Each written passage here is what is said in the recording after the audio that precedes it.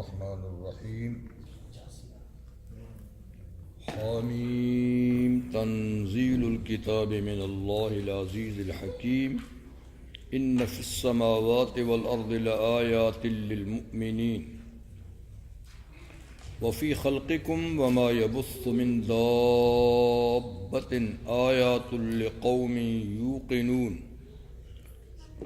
واختلاف اللیل والنہار وما انزل اللہ من السماء من رزق فأحیا به الارض بعد موتها وتصریف الریاح آیات لقوم یعقلون تلک آیات اللہ نتلوها علیک بالحق وبأی حدیث بعد اللہ وآیاتہ یؤمنون ویل لکل افاک اثیم یسمع آیات اللہ تتلی علیہ ثم یصر مستکبرا کأن لم یسمعها فبشروا بعذاب علیم وَإِذَا عَلِمَ مِنْ آيَاتِنَا شَيْئًا اتَّخَذَهَا هُزُوًا أُولَئِكَ لَهُمْ عَذَابٌ مُهِينٌ مِنْ وَرَائِهِمْ جَهَنَّمُ وَلَا يُغْنِي عَنْهُمْ مَا كَسَبُوا شَيْئًا وَلَا مَا اتَّخَذُوا مِنْ دُونِ اللَّهِ أَوْلِيَاءَ وَلَهُمْ عَذَابٌ عَظِيمٌ هَذَا هُدًى وَالَّذِينَ كَفَرُوا بِآيَاتِ رَبِّهِمْ لَهُمْ عَذَابٌ مِّن رِجْزٍ أَلِيمٌ صدق اللہ العظیم۔ یہ سورۃ الجاثیہ ہے جس کی آیہ نمبر 1 سے 11 تک میں نے آیات آپ کے سامنے تلاوت کی۔ یہ بھی مکی صورت ہے اور 7 حوامیم جو حامیم سے شروع ہونے والی 7 صورتیں ہیں ان میں یہ 6ٹھی صورت ہے۔ اب اس کے بعد ایک ہی حامیم بعد میں رہتی ہے، تو یہ 7 صورتیں اپنے موضوع میں جو خاص ہیں، تو یہ 6ٹھی صورت ہے سورہ جاثیہ۔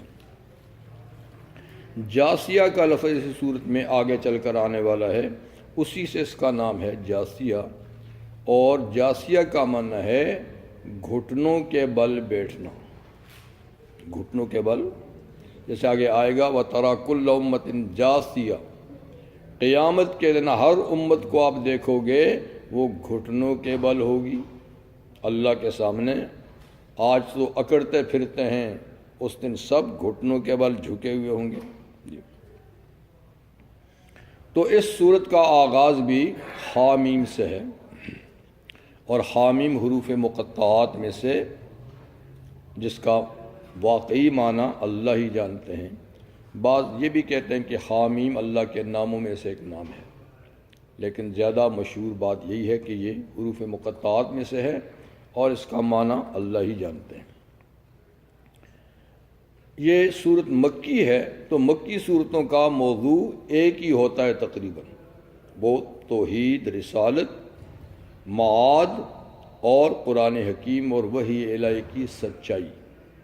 تو صورت کے شروع ہی میں سب سے پہلے قرآن حکیم کی سچائی کو اللہ بیان فرما رہے ہیں، اور ساتھ میں توحید کا بات بھی ہو رہی ہے جی۔ آگے پھر آگے رسالت کی بھی ہوگی، اور زیادہ زور اس میں دیا جائے گا آخرت یعنی معاد پر، قیامت پر۔ تو 4 رکوعوں پر یہ صورت مشتمل ہے۔ تنزیل الکتاب یعنی اس کتاب کا نازل کرنا کس کی طرف سے؟ من اللہ، اللہ کی طرف سے ہے۔ یہ محمد صلی اللہ علیہ وسلم کی بنائی ہوئی کتاب نہیں، کیونکہ کافر لوگ یہ کہتے تھے کہ یہ خود بناتے ہیں اور تھوڑی تھوڑی بنا کر ہمارے سامنے پیش کرتے ہیں۔ یہ بھی کہتے تھے کہ اس کتاب کے بنانے میں وہ اکیلے نہیں، وَآنَهُ عَلَيْهِ قَوْمٌ آخَرُونَ، کچھ اور لوگ بھی ان کی مدد کرتے ہیں، کچھ اور لوگ بھی ان کی مدد کرتے ہیں۔ اور پھر یہ بھی کہتے تھے کہ انما یعلم بشر، ایک آدمی ہے وہ ان کو سکھا کر جاتا ہے، اور اس سے سیکھ کر پھر یہ بناتے ہیں، پھر ہمیں کہتے ہیں یہ اللہ کی کتاب ہے۔ تو یہ اعتراضات ہوتے تھے۔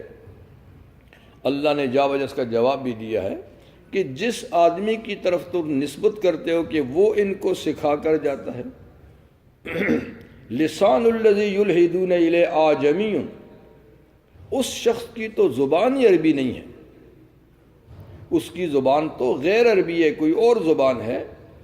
وہذا لسان عربی مبین، اور قرآن کی زبان تو بالکل واضح عربی ہے، صاف ستھری عربی ہے، جس کا مقابلہ تم بھی نہیں کر سکتے ہو۔ تو یہ کیسی بات ہے کہ جس شخص کی زبان ہی عربی نہیں ہے وہ حضور کو سکھا کر جاتا ہے؟ یہ کیسی بات ہے؟ یعنی بات وہ کرو جو کم از کم اس کو عقل باور کرے۔ تو دراصل مکہ مکرمہ میں ایک یا دو غلام تھے، غلامی کا زمانہ تھا، اور وہ کسی اور ملک کے غلام تھے جو لائے گئے اور وہاں بیچے گئے، اور وہاں وہ اپنے آقاؤں کی خدمت کرتے تھے، مگر تھے وہ غلام اہل کتاب، عیسائی تھے۔ تو جب نبی کریم صلی اللہ علیہ وسلم نے نبوت کا اعلان کیا تو وہ تو کچھ نہ کچھ اپنی کتاب کا علم جانتے تھے کہ ایک پیغمبر نے آنا ہے، تو انہوں نے حضور سے ملاقات کی، جب چھٹی کا وقت ہوتا تو آ جاتے تھے۔ پھر حضور صلی اللہ علیہ وسلم کے اخلاق کے کریمانہ سے اتنے متاثر ہوئے کہ آنا جانا ہی شروع کر دیا، اور حضور کو بھی ان سے ایسا پیار ہوا کہ کبھی کبھی حضور بھی ان کے پاس چلے جاتے تھے ملنے کے لیے۔ تو اس طرح ان غلاموں کا آنا جانا حضور کے ساتھ جب ہوا، وہ ایک کا نام تھا یسار، ایک کا نام تھا جبر، یا ایک ہی تھا جس کا نام بعض کہتے جبر، بعض کہتے یسار، بہرحال ایک تھے یا دو تھا۔ اس پر ان لوگوں نے کہا دیکھو نا، یہ عیسائی ہے، پڑھا لکھا، اپنی کتابیں جانتا ہے، یہ کوئی اپنی کتابوں سے ان کو جا کر ان کی دوستی سکھا آتا ہے، یہ پھر اس کو عربی میں ٹرانسلیشن کر کے کہتے ہیں کہ یہ اللہ کی کتاب۔ اللہ فرماتا ہے ہوش کے ناخن لو، کیسی بات کرتے ہو؟ وہ بیچارہ ٹوٹی پھوٹی عربی بولتا ہے، اس کی یہ زبان ہی نہیں ہے، پتہ نہیں ایران سے آیا، روم سے آیا، کہاں کا ہے۔ تو اتنی فصیح کتاب جس کا جواب تم بھی نہیں دے سکتے ہو کہ تو یہ غلام سکھاتا ہے؟ غلام بیچارے کا علم ہی کیا ہوتا ہے جو ان کو سکھائے گا؟ تو بہرحال اعتراض کی تو ایسی بات ہے کہ جس پہ چاہو کر دو۔ تو اللہ جا بجائے سے فرماتے کہ نہیں، نہ حضور سے سب نے خود بنائی، نہ کسی نے آپ کی مدد کی، بلکہ یہ تنزیل الکتاب، اس کتاب کا نازل ہونا اللہ کی طرف سے ہے، اور العزیز الحکیم، اس کی صفات یہ ہیں کہ وہ غالب ہے، جو کرنا چاہے کرے، اللہ کو اپنے فیصلے نافذ کرنے سے کوئی طاقت روک نہیں سکتی، اور اس کے معاملات میں کوئی گڑبڑ کر نہیں سکتا، اور حکیم، اللہ حکمتوں والا ہے، اس کا ہر قانون، ہر ضابطہ حکمت پر مبنی ہے، ایسی ویسی الٹی سیدھی باتیں نہیں ہیں۔ تو قرآن تو حکیمانہ کتاب ہے اور اللہ کی طرف سے نازل شدہ ہے۔ اب پھر اس بات کو کہنے کے بعد اللہ تعالیٰ دوبارہ لوگوں کو اس طرف متوجہ کرتے ہیں کہ تم جس کو بھولے ہو ذرا اس کے نشانات قدرت کو دیکھو تاکہ وہ تمہیں یاد آئے۔ تم تو اللہ تعالیٰ کو جانتے ہی نہیں ہو، نہ اس کی قدرت کو جانتے ہو، نہ اس کی رحمت کو جانتے ہو، اور ہم نے تو کائنات تمہارے سامنے پھیلا کے رکھی ہوئی کھلی کتاب کی طرح۔ تم ذرا غور تو کرو اس کائنات میں، ان فی السماوات والارض، بے شک آسمانوں کے پیدا کرنے اور زمین کے پیدا کرنے میں لآیات للمؤمنین، ایمانداروں کے لیے بڑی قدرت کی نشانیاں ہیں، بہت قدرت کی نشانیاں ہیں۔ صرف کتاب کے ان دو ورقوں، دو پیجوں کو دیکھو جو ایک اوپر ہے ایک نیچے ہے، بس ان میں غور کرو تو بے شمار اللہ کی قدرت کی نشانیاں، تم اللہ کو پہچان لو گے۔ وہ شیخ سعدی علیہ رحمہ نے ایک شعر کہا ہے، وفات کے بعد کسی نے ان کو خواب میں دیکھا کہ شیخ صاحب آپ دنیا سے گئے ہو، اللہ سے کیسا معاملہ پڑا؟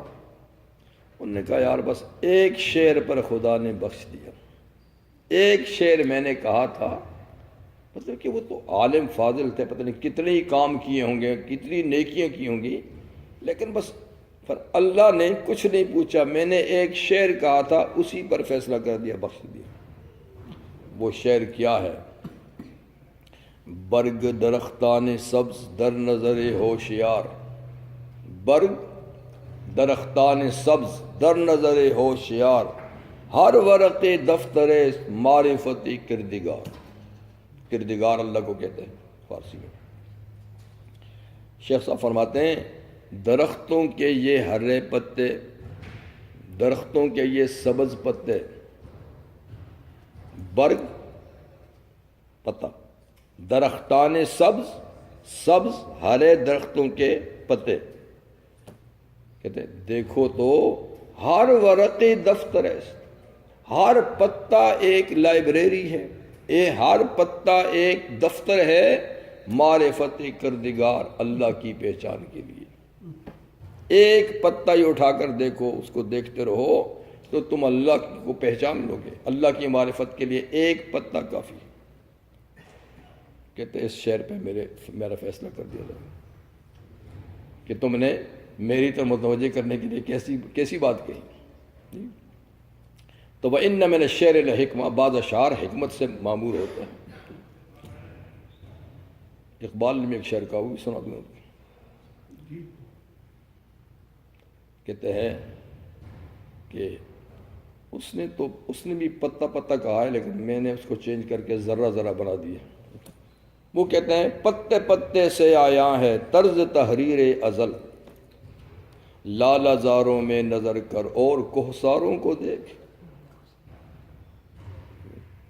کہتے ہیں اور میں نے کہا ذرے ذرے سے، پتے کو چھوڑو بھائی، ایک ذرہ ہی لے لو، ذرے ذرے سے آیا ہے طرز تحریر ازل، یعنی اللہ کی تحریر، اللہ کی لکھت، اللہ کی تحریر ازل، یہ ایک ایک ذرے سے آپ کو نظر آئے گی، ایک ایک پتے سے نظر آئے گی۔ لالا زاروں میں نظر کر، باغات میں جا کر دیکھ، ایک ایک پتا، ایک ایک ذرہ، اس میں اللہ کی تحریر، اللہ نے کس طرح کاٹ چھانٹ کی ہے پتوں کی۔ ہر درخت کے پتے دیکھیے مختلف ہیں، کیسے اندر رگیں بنائی ہوئی ہیں، کیسے اس میں تازگی ہے، پانی کیسے اس میں بھرا ہے جس کو تازہ رکھنے کے لیے۔ وہی پتا ایک وقت گزرنے کے بعد خشک ہو جاتا ہے، تازگی ختم ہو جاتی ہے اور درختوں سے گر جاتا ہے۔ اللہ تعالیٰ فرماتے ہیں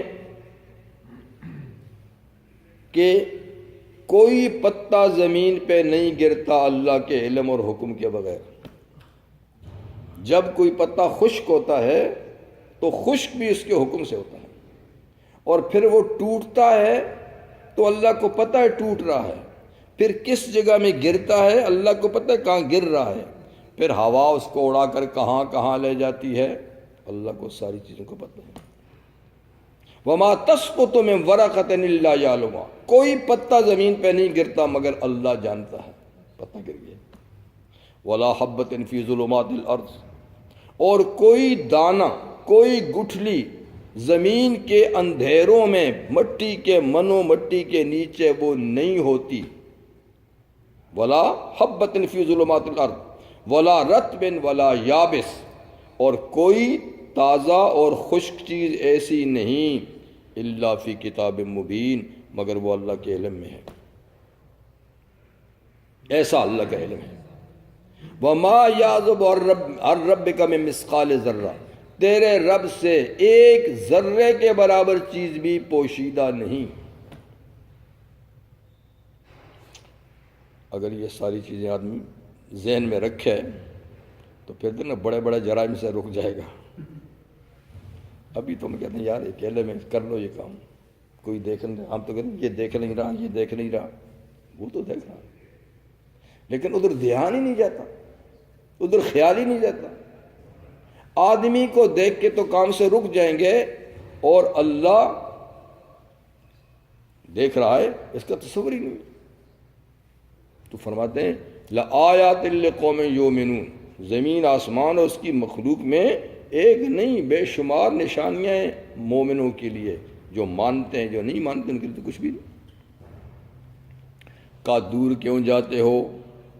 زمین آسمان کو چھوڑو، وفی خلقکم، خود تمہارے اپنے پیدا کرنے میں اپنے اوپر ہی نظر ڈالو، فی خلقکم، تو اس میں بھی دوسری صورت میں ہے وفی خلقکم افلا تبصرون، خود تمہاری پیدائش میں بھی بے شمار اللہ کی قدرت کی نشانیاں، تم دیکھتے نہیں ہو؟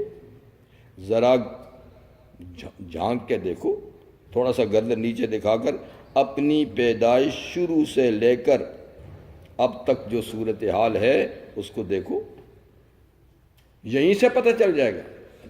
اور وما یبث من دابہ، اور وہ جو اللہ نے زمین کے اوپر دھرتی پہ جانور پھیلا رکھے ہیں، سائز دیکھو ان کے، ڈیل ڈول ان کا دیکھو، ان کے فوائد دیکھو، جو ایک چمٹی سے لے کر ہاتھی تک جو جانور زمین میں پھیلائے ہیں، ایک ایک کو دیکھو کس شان سے خدا نے بنایا ہے۔ وما یبث من دابہ آیات لقوم یوقنون، ان سب حیوانات میں بھی اللہ کی بے شمار قدرتیں ہیں، اس کی کاریگری ہے، اس کی صنعت ہے، لیکن یہ ان لوگوں کے لیے جو یقین لاتے ہیں، بے یقینوں کے لیے کچھ بھی نہیں۔ اور چھوڑو واختلاف اللیل والنہار، رات دن کا الٹ پھیر، رات دن کی ادلی بدلی، کبھی رات ہے کبھی دن ہے، جی یہ کس نے سسٹم بنایا ہے؟ اور پھر آگے وَمَا أَنزَلَ مِنَ السَّمَاءِ مِن رِزْقٍ، اللہ نے جو اوپر سے روزی نازل کی ہے اس کو دیکھو۔ یا روزی سے مراد یہ نہیں کہ اوپر سے روٹیاں برستی ہیں، روزی سے مراد یہ کہ روزی کے اسباب میں سے کئی چیزوں کا تعلق اوپر سے ہے، اور وہ سب سے زیادہ ضروری ہے پانی۔ تو پانی کہاں سے آتا ہے؟ اللہ باپ کو اڑا کر پانی بنا کر اوپر سے برساتے ہیں، اسی سے تمہاری روزی پیدا ہوتی ہے۔ تو یوں سمجھو کہ روزی اوپر سے آتی ہے، اس لیے کہ روزی کا بڑا سبب پانی ہے، وہ اوپر سے برستا ہے۔ فَأَحْيَا بِالْأَرْضِ، تو اس پانی سے اللہ زمین کو زندہ کرتا ہے، اس میں پیدا ہونے کی صلاحیت پیدا کرتا ہے۔ پانی نہ برسے تو خوش زمین میں کچھ بھی پیدا نہیں ہوتا، ٹھیک ہے نا؟ پانی برستا ہے تو زمین کو زندہ کرتا ہے اس کے مر جانے کے بعد، یعنی خشک ہونے کے بعد۔ وَتَصْرِيفِ الرِّيَاحِ، اور ہواؤں کے چلانے میں بھی ذرا غور کرو، کبھی مشرق سے مغرب کی طرف چلتی ہے، مغرب سے مشرق کی طرف، کبھی شمال سے جنوب، جنوب سے شمال کی طرف، کبھی سرد ہوائیں چلتی ہیں، کبھی گرم چلتی ہیں، کبھی نرم چلتی ہیں، کبھی تیز اور تند چلتی ہیں۔ تو ہواؤں کے چلنے میں بھی اس کی قدرت کارگر ہے، اور یہ اس کے حکم کے بغیر نہیں چلتی۔ آیات لقوم یعقلون، عقل والوں کے لیے ہواؤں کے چلنے، دن رات کے الٹ پھیر میں بھی اللہ کی قدرت کی بے شمار نشانیاں ہیں۔ فرمایا تلک آیات اللہ، یہ سب جو ابھی اوپر بیان ہوئی ہیں یہ اللہ کی قدرت کی نشانیاں ہیں، یہ سائن ہے اس کی پہچان کے لیے۔ آیات اللہ نتلو علیک بالحق، اے محمد صلی اللہ علیہ وسلم ان آیات کو ہم آپ پر پڑھتے ہیں وہی بھیج کے حق کے ساتھ، یہ 100% سے بھی زیادہ حق ہے، یہ کسی ایرے غیرے کی بات نہیں ہے، اس میں کوئی شک کی بات نہیں ہے، یہ بالکل قرآن میں جو کچھ ہے وہ بالکل حق اور سچ ہے۔ اور فرمایا یہ ہے بھی آخری بات، اب کسی اور انتظار میں نہیں رہو۔ فَبِأَيِّ حَدِيثٍ بَعْدَ اللَّهِ وَآيَاتِهِ يُؤْمِنُونَ، اگر تم قرآن سے نہ سمجھ سکے اور اس کو نہیں مانا تو پھر کون سی بات پر اللہ کی بات کے بعد اور اللہ کی آیات کے بعد تم ایمان لاؤ گے؟ بتاؤ کس کے انتظار میں؟ آخر الانبیاء، آخر الکتاب ہوگی، اب اس کے بعد تو ہم نے کچھ اور نہیں بھیجنا کہ چلو یہ نہیں تو اور آئے گا، کوئی اور آئے گا، تو اور تو کسی نے آنا نہیں ہے، اور کتاب نے تو آنا نہیں ہے، تو اب کون سی بات پر تم اللہ کی اس بات کے بعد اور اس کی ان آیات کے بعد ایمان لاؤ گے؟ بتاؤ، اگر اس پہ ایمان نہ لایا، یہ مطلب کہ اور کوئی نہیں آنا، بس یہی ہے جو ہے۔ اب جو کوئی دعویٰ کرے گا وہ جھوٹا ہوگا، اس کا کلام بھی جھوٹا ہوگا، اس کا پیغام بھی جھوٹا ہوگا۔ تو سچ یہی تھا جو آ چکا ہے۔ حدیث، یہاں قرآن مجید کو حدیث کا فبأي حدیث، اس لیے کہ لغوی معنی کے لحاظ سے حدیث کہتے ہیں بات کو، کسی کی بات بھی ہو، آپ کی بات بھی حدیث، میری بات بھی حدیث، مسلمان کی بات بھی حدیث، کافر کی بات بھی حدیث، جی، عورت کی بات بھی حدیث، مرد کی بھی حدیث، بچے کی بھی حدیث۔ تو جو آدمی زبان سے نکالے وہ حدیث، اور جانور جب بولتے ہیں یہ ان کی حدیث،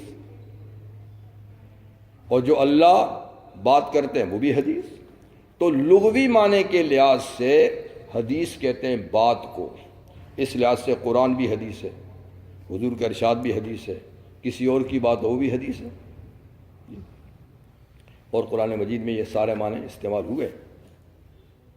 یہودی کہتے تھے اتحدثون بما فتح اللہ علیکم، اپنے یہودیوں سے کہتے تھے کہ تم مسلمانوں سے وہ باتیں کرتے ہو جو اللہ نے تورات میں تمہیں بتائی ہیں، یہ ان سے کہتے ہو کہ تم ان کے نبی کا ذکر یہاں ہے، ان کی کتاب کا ذکر یہاں ہے، یہ تو کل قیامت کے دن تمہیں پکڑوا دیں گے، کہیں گے یا اللہ یہ خود کہتے تھے کہ ان کے نبی کی باتیں، ان کے نبی کے حالات ہماری کتاب میں ہیں، تو تم کیوں ان کو اپنے راز کی باتیں بتاتے؟ یہ پڑھی لکھی قوم کی بات ہے۔ جاہلوں کو پتہ نہیں ہے کہ وہ نہ بتائیں گے تو اللہ کو خبر نہیں ہے کیا کہ میں نے تورات انجیل میں حضور کا ذکر کیا ہے، قرآن کا ذکر کیا ہے، اس امت کا ذکر کیا ہے۔ لیکن بس انسان جب بے وقوف بنتا ہے نا، بے وقوف ہوتا ہے، کہتے ہیں ان کو نہ بتاؤ ورنہ یہ کل پکڑیں گے تمہیں قیامت کے دن اور اللہ کی عدالت میں لے جائیں گے کہ یا اللہ یہ یہودی کہتے تھے کہ ان کا ذکر ہے، تو وہ نہ بھی کہیں تو اللہ کو پتہ نہیں۔ تو خیر دیکھو نا، اتحدثون کیا معنی؟ یعنی تم بیان کرتے ہو، وہاں بھی حدیث کا لفظ ہے، لیکن ایک ہوتا ہے اصطلاحی معنی، اصطلاح میں کہتے ہیں خاص معنی، ایک ہے عام معنی، اس کو کہتے ہیں لغوی معنی، یعنی کسی لفظ کے کسی معنی کے لیے جب بنانے والے نے جب کوئی لفظ بنایا تھا وہ ہوتا ہے لغوی معنی۔ تو بات کے لیے عربی میں بنایا گیا لفظ حدیث، کسی کی بات بھی ہوگی حدیث، یہ لغوی معنی ہے۔ لیکن ایک ہوتا ہے پھر خاص معنی کہ وہ لفظ آپ نے عام نہیں کسی خاص بات کے لیے اس کو مقرر کر دیا، تو اب وہ اس خاص معنی میں استعمال ہوتا ہے۔ یعنی اس کی مثال دیتا ہوں، جیسے کہ صلاۃ ایک لفظ ہے، بنانے والے نے اس کو دعا کے معنی کے لیے بنایا تھا، اور معنی بھی لغوی ہے، لیکن ایک معنی دعا ہے۔ صلاۃ کا معنی کیا ہے؟ ہم کہتے ہیں اللہم صلی، یہ نہیں کہ اے اللہ نماز پڑھ، اللہم صلی اے اللہ رحمت بھیج، ان اللہ و ملائکۃ یصلون، یہ نہیں کہ اللہ اور فرشتے نماز پڑھتے ہیں، اللہ رحمت نازل کرتے ہیں، فرشتے رحمت کی دعا مانگتے ہیں، یا ایھا الذین آمنوا صلوا، اے ایمان والا تم بھی دعائے رحمت کرو، یہ نہیں کہ تم نماز پڑھو۔ تو صلو کا اپنا معنی تو ہے نا دعا، رحمت کا نازل کرنا، لیکن بعد میں یہ لفظ ایک خاص معنی میں استعمال کیا اور وہ ایک خاص عبادت کا نام بن گیا، جس میں ہم قیام کرتے ہیں، رکوع سجدہ کرتے ہیں، تلاوت کرتے ہیں، تسبیحات پڑھتے ہیں 5 میں۔ تو اب صلاۃ کا نام کیا ہو گیا ہے؟ ایک خاص عبادت۔ تو اس خاص عبادت میں دعا بھی ہے، لیکن خاص عبادت کا نام ہے صلاۃ۔ تو وہ لغوی معنی ہے، صلاۃ کا معنی پرے، دعا، اور یہ خاص معنی۔ اسی طرح صوم، صوم کا معنی ہے کسی چیز سے رک جانا، لیکن اب یہ شریعت میں ایک خاص عبادت کا نام ہے۔ 3 چیزوں سے اپنے آپ کو صبح صادق سے غروب آفتاب تک روکنا، یہ صوم کہلاتا ہے، اس کو ہم روزہ کہتے ہیں۔ لیکن صوم کا اپنا معنی کیا ہے؟ امساک، خاموشی، رک جانا۔ ایسے زکوٰۃ ہے، تو زکوٰۃ کا اپنا معنی ہے طہارت، پاکیزگی۔ قد افلح من زکا، وہ شخص کامیاب ہے کہ جو پاک صاف ہو گیا۔ لیکن اب زکوٰۃ کا خاص معنی کیا ہے؟ ایک عبادت کا نام ہے کہ فلاں فلاں مال جب اتنی لمٹ کو پہنچ جائے تو اس میں سے اتنا اللہ کے لیے نکالنا ہے، اس عبادت کا نام زکوٰۃ ہو گیا۔ تو یہ اصطلاحی معنی ہے۔ ایسے حج کا معنی ہے ارادہ، حج کا معنی کیا ہے؟ ارادہ۔ لیکن اب ایک خاص ارادے کا نام ہو گیا، خاص عبادت کا نام ہو گیا۔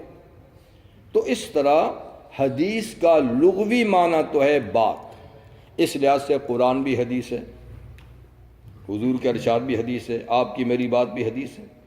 لیکن حدیث کا ایک خاص معنی ہے اسلامی شریعت میں ہماری، اور وہ یہ ہے کہ حدیث قرآن کو نہیں کہتے اس معنی کے لحاظ سے، آپ کی میری بات کو نہیں کہیں گے اس معنی کے لحاظ سے۔ حدیث کیا ہے؟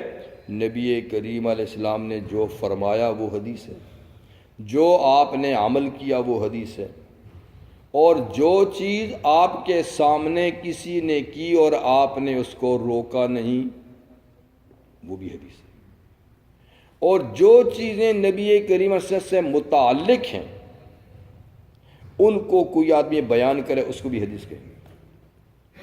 تو وہ ظاہر بات ہے حضور نے تو بیان نہیں کرنا نا، کسی صحابی نے بیان کرنا نا، تو صحابی کا قول بھی حدیث ہے۔ پھر حدوث کا ارشاد حدیث مرفوع، اور صحابی کا ارشاد حدیث موقوف، اور تابعین تبع تابعین کا ارشاد اثر، ٹھیک ہے، جب اس کے آثار ہے۔ تو خیر میں دوسری طرف چلا گیا، میں یہ بتانا چاہتا تھا کہ حدیث کا معنی یہاں کیا ہے؟ یہاں لغوی معنی سے ہے، اصطلاحی معنی نہیں۔ اصطلاحی معنی کیا ہے؟ حضور صلی اللہ علیہ وسلم کا ارشاد، آپ کا عمل، آپ کی تقریر، آپ کے حالات، جس چیز سے بیان ہو وہ ہوتی ہے حدیث۔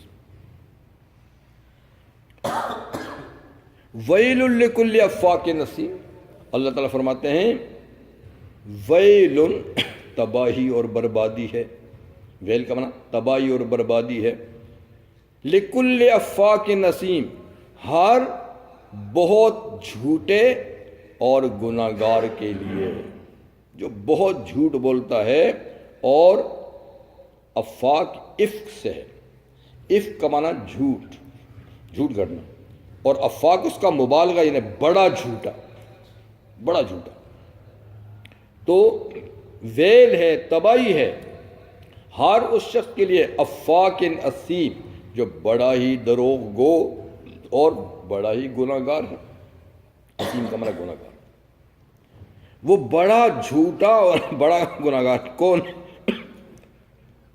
یسمع آیات اللہ، جو اللہ کی آیات سنتا ہے، اللہ کی آیات سنتا ہے، ٹھیک ہے، تتلا علیہ، جو اس پہ پڑھی جاتی ہے تو سنتا ہے، لیکن سننے کے بعد تبصرہ کیا کرتا ہے، تجزیہ کیا کرتا ہے، رائے کیا دیتا ہے، سنتا ہے اللہ کی آیات، ٹھیک ہے، ثم یصر مستکبرا، پھر اس کے بعد سننے کے بعد تکبر کرنے لگتا ہے، تکبر کرنے لگتا ہے، اور ایسا تکبر کرتا ہے کأن لم یسمع، ہے جیسے اس نے خدا کی کلام سنی ہی نہیں۔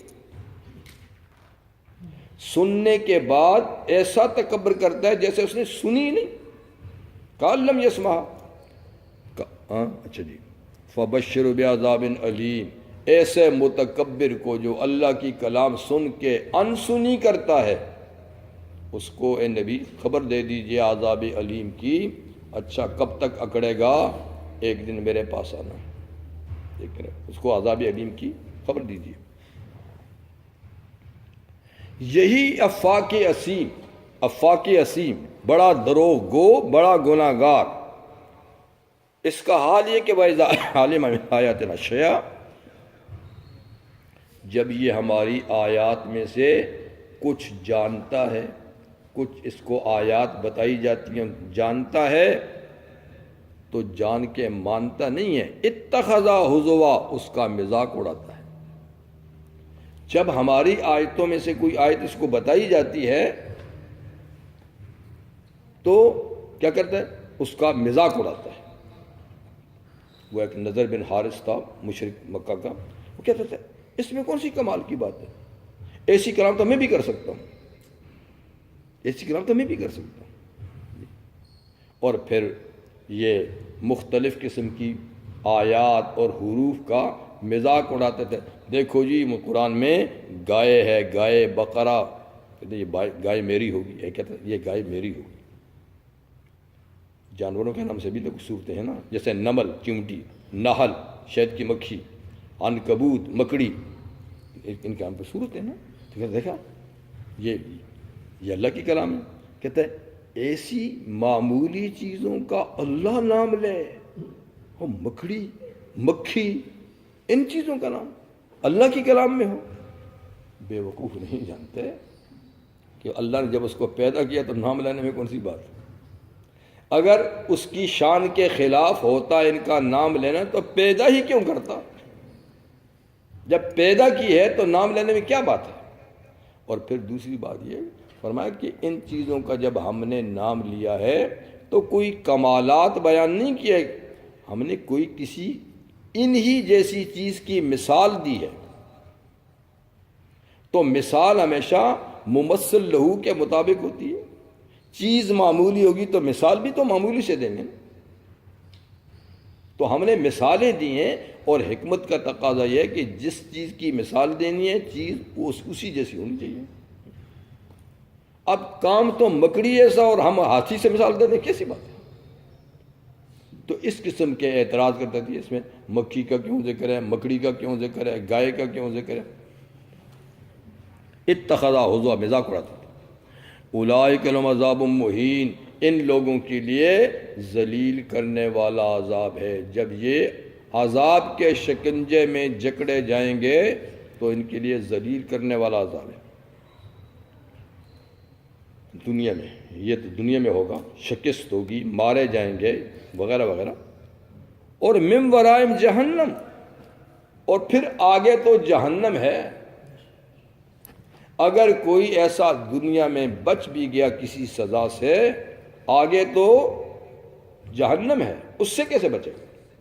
ویسے تھوڑا بہت یعنی ہم یہیں ان کو سمجھانے کے لیے سزا دیتے ہیں، لیکن چلو کسی کو بچا بھی دیا اور دنیا میں اس کو کوئی سزا نہیں ملی تو من ورائم جہنم، آگے تو جہنم ہے، اصل سزا تو وہاں ہوگی۔ وَلَا يُغْنِي عَنْهُم مَّا كَسَبُوا شَيْئًا، اور اس جہنم میں جانے سے کوئی چیز بھی نہیں بچائے گی جو انہوں نے دنیا میں کیا، نہ دولت، نہ اولاد، نہ دوست احباب، یعنی جو چیزیں انہوں نے بچاؤ کی دنیا میں کمائی تھیں، بنائی تھیں، وہ اللہ کی طرف سے ایک چیز بھی نہیں روکے گی، بلکہ یہ سب چیزیں الٹی اس کے لیے وبال کا ذریعہ بنے گی۔ الاخلاء بعضهم لبعض عدو، اللہ فرماتے ہیں یہ دوست جن پہ آج تم جان نثار ہو، یہ غلط دوست کل قیامت کے دن دشمن ہوں گے۔ یہ ماں باپ اولاد سے بھاگیں گے، اولاد ماں باپ سے بھاگے گی، میاں بیوی سے بھاگے گا، وہ اس سے۔ یود المجرم لو یفتدی من عذاب یومئذ ببنی، اس دن اللہ کے عذاب کو دیکھ کر ایک مجرم آدمی تمنا کرے گا کاش میرا بیٹا جھونکا جائے میں بچ جاؤں، میرے بدلے میں بیٹا چلا جائے جہنم میں بچ جاؤں۔ لو یفتدی من عذاب جہنم ببنی، بیٹے سے، وصاحبتہ، اور بیوی جائے غارت ہو جائے میں بچ جاؤں، واخی، بھائی چلا جائے میں بچ جاؤں، وفصیلتہ التی تؤوی، بلکہ ساری فیملی چلی جائے جہنم میں، وہ فیملی جو دنیا میں تیرا تحفظ کرتی تھی، تیری خدمت کرتی تھی، تجھے ٹھکانے دیتی تھی، تیری مدد کرتی تھی، آج مجرم کہے گا ساری جائے جہنم میں صرف بچ جاؤں۔ وَمَن فِي الْأَرْضِ جَمِيعًا، وہی فیملی بھی نہیں بلکہ جتنی مخلوق زمین پہ، اگر یہ ساری میرے بدلے میں جہنم میں جا کے میں بچتا ہوں تو ساری جائے میں بچ جاؤں، ثم ینجی ہے۔ اللہ فرماتا ہے کلا، نہیں، وہاں کسی کے بدلے میں کوئی نہیں جائے گا۔ تو دیکھیے اللہ تعالیٰ نے صاف بتا دیا ہے کہ یہ تعلقات ایمان اور عمل کے بغیر وہاں کام نہیں آئیں گے، بلکہ یہ سارے دوستیاں دشمنی میں بدل جائیں گی، ساری دوستیاں دشمنی میں بدل جائیں گی۔ تو لا یغنی عنہم ما کسبوا، دنیا میں جو کمایا تھا، اولاد، مال، دوست، احباب، کوئی بھی کام نہیں آئے گا، شیئن کچھ بھی۔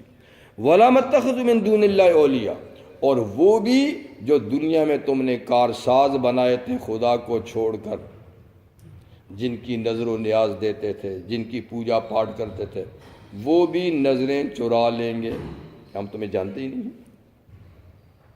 یہاں تو امید رکھتے ہیں کہ اس کی نظر دی یہ کل خوش ہو کے کام آئے گا، بچائے گا۔ اللہ فرماتا ہے نہیں، وہ تو تم سے آنکھیں نہیں ملائیں گے۔ ہوگا کیا پھر؟ وَلَهُمْ عَذَابٌ عَظِيمٌ، بس ایک ہی فیصلہ ہوگا، عذاب عظیم۔ ھذا ھدی، اللہ فرماتے ہیں یہ جو کچھ بیان ہوا یہ گائیڈ ہے، رہنما ہے، یہ آگے کی صحیح خبر ہے، آگے ایسا ہی ہونا ہے، یہ دھمکی نہیں، یہ محض ڈرانا نہیں، یہ حقیقت ہے، یہ خدا۔ اور والذین کفروا بآیات ربہم لہم عذاب من رجز عظیم، یہ تو قرآن ہدایت ہے، یہ تو سیدھا رستہ بتاتا ہے کہ آگے ایسے ہی ہونا ہے، ایسے رہو گے تو ایسے ہی ہونا ہے۔ لیکن وہ لوگ جو اپنے رب کی آیات کا انکار کرتے ہیں وہ اس سے کوئی ہدایت نہیں حاصل کرتے، تو ان کے لیے سخت عذاب ہوگا، تکلیف دینے والا۔ رجز کہتے ہیں سخت ترین سزا ہوگی، بڑی دکھ دینے والی سزا ہوگی، ان کو آخر میں ملے گی۔ اب پھر اللہ تعالیٰ لیکن بار بار اس بات کو دہراتے کہ مجھے پہچان لو، میرے حقوق ادا کر لو تو بچ جاؤ گے۔ اللہ الذی سخر لکم البحر، اللہ وہ ذات ہے جس نے تمہارے لیے دریا کو، سمندر کو مسخر کیا، یعنی سمندر بھی تمہاری خدمت میں لگایا ہوا ہے، کنٹرول تو تمہارا نہیں ہے لیکن خدمت تمہاری کر رہا ہے۔ اس کی پیٹھ پر تم جہازوں میں سفر کرتے ہو، مال لاتے لے جاتے ہو، اس کے پیٹ میں ہم نے بہت بڑا اسٹور غذا کا رکھا ہے تمہارے لیے، اسٹور رکھا ہے جی، کہ اتنی غذا تم دنیا میں نہیں، تمہیں خشکی پہ نہیں ملے گی جتنی سمندر میں ہے جی۔